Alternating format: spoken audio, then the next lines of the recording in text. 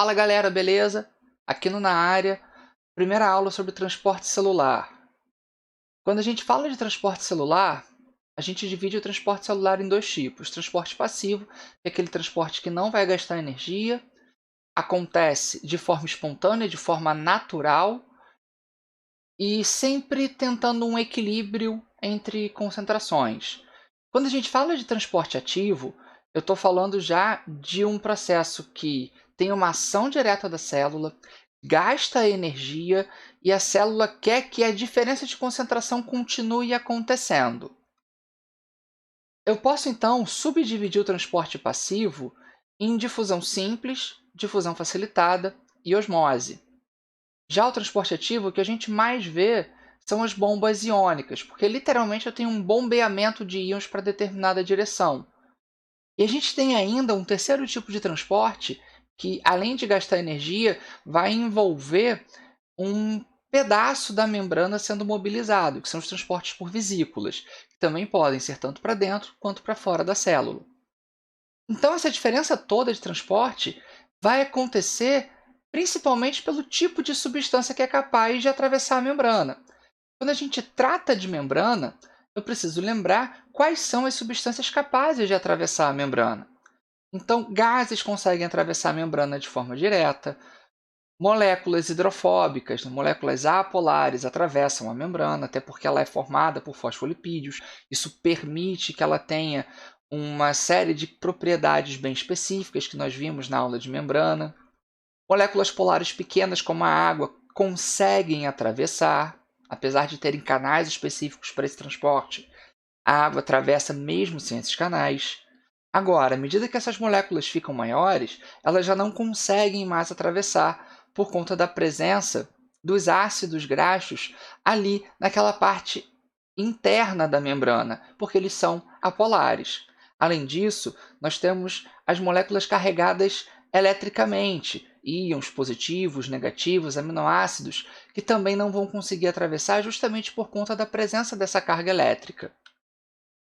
Então, detalhando um pouco melhor o que seria o transporte do tipo difusão simples. Toda vez que a gente trata de difusão, eu estou falando de transporte de soluto.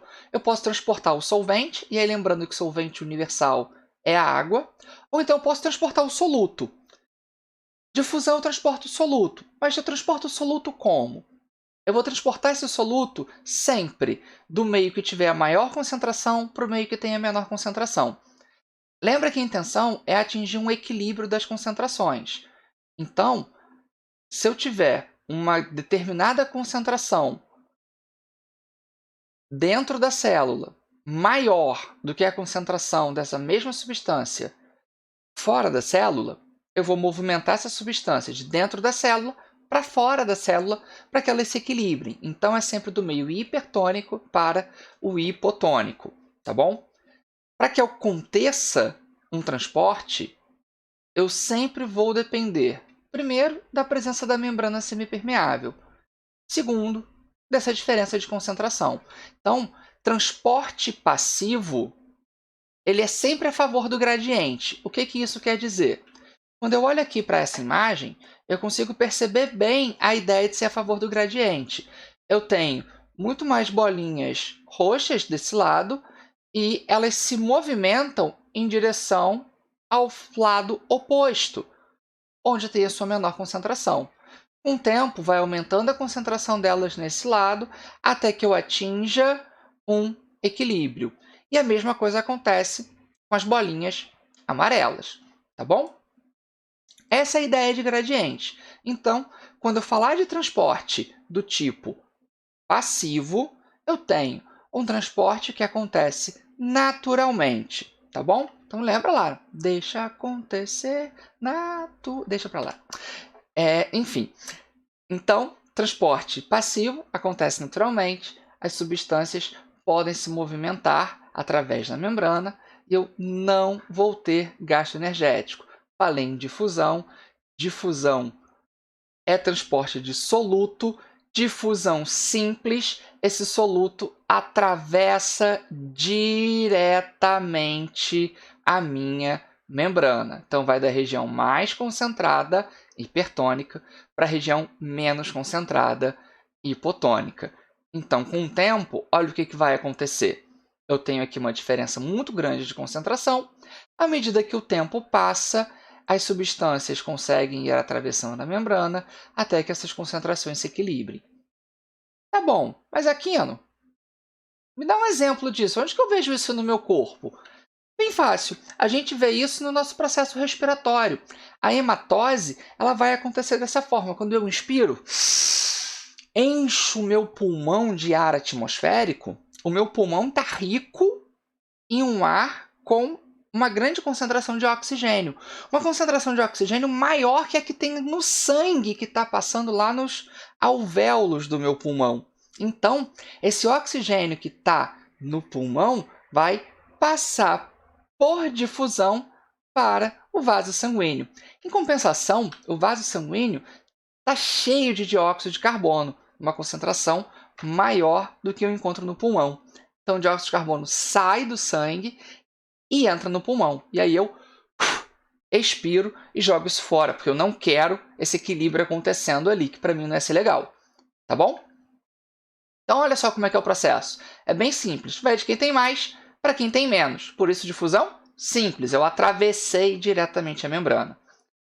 E como que seria a difusão facilitada? Facilitada porque alguém facilita o transporte. Alguém media esse transporte para mim. No caso, então, da difusão facilitada, quem vai mediar esse transporte para mim vai ser uma proteína. Lembra que quando a gente fala de proteínas, lá na aula de membrana, elas podem ser proteínas integrais ou periféricas. E essas proteínas integrais, elas podem ainda ser canais proteicos, que são, como o próprio nome está dizendo, canais que vão ligar a face externa à face interna da membrana. E isso é uma forma de permitir que o transporte de determinadas substâncias possa acontecer, tá bom? Então, qual o nome que eu dou para esses canais que permitem que esse transporte aconteça? Esses canais são chamados de permeases. Permeases porque eles alteram a permeabilidade da membrana, tá bom? Aqui a gente tem o exemplo da permease atuando. Existe gasto energético na atuação dessas permeases? Não, não existe gasto energético, tá bom? Eu só preciso que a permease esteja ali para que essa substância atravesse.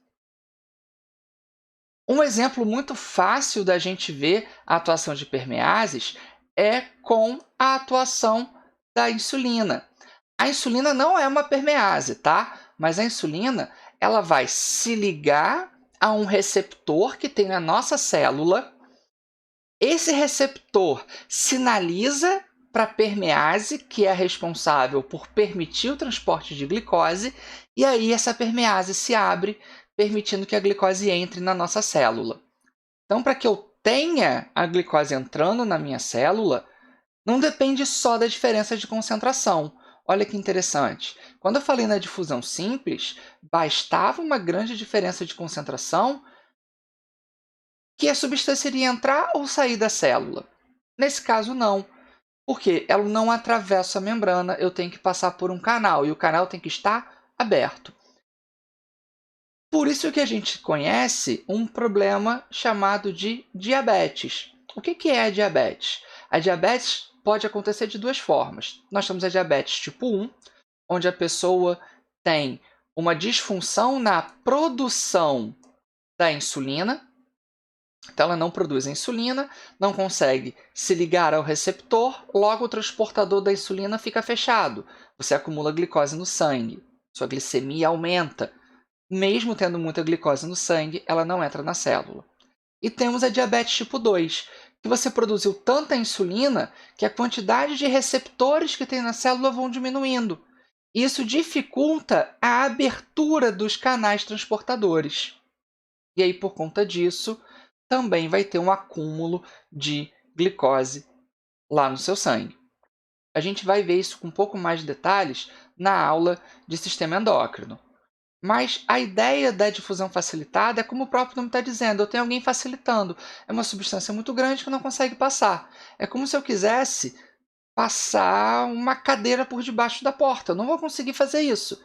Eu preciso abrir a porta. Então, quem abre a porta para mim está facilitando esse processo para mim, esse canal, tá bom? E aí, mais ou menos a mesma lógica, eu tenho ali uma proteína que vai permitir que o transporte aconteça. E eu vou ter, então, devido a essa diferença do transporte na difusão simples para a difusão facilitada, uma diferença nas suas velocidades. Por quê? Quanto maior for a concentração aqui no eixo x, maior será a velocidade quando eu estiver falando de difusão simples, porque eu atravesso diretamente a membrana.